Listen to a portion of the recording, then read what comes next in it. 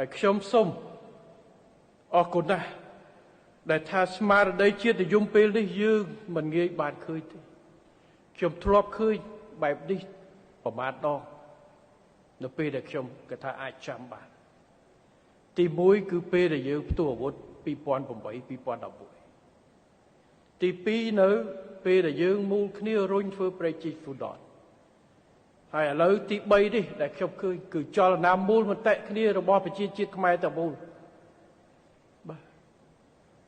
រាជរដ្ឋាភិបាលចាត់វិធានការឆ្លើយតបដើម្បីការពារផលប្រយោជន៍ជាតិការពារនៅកិត្តិយសជាតិវិធានការមួយចំនួនដោយរឿងច្រកល្គេបវិញយើងឲ្យរឿងព្រៃរឿងអីមិនដែលឃើញបងប្អូនចេញមកថាប៉ុណ្ណឹងមិនទាន់គ្រប់ទៀតដោយសារស្អីខ្ញុំ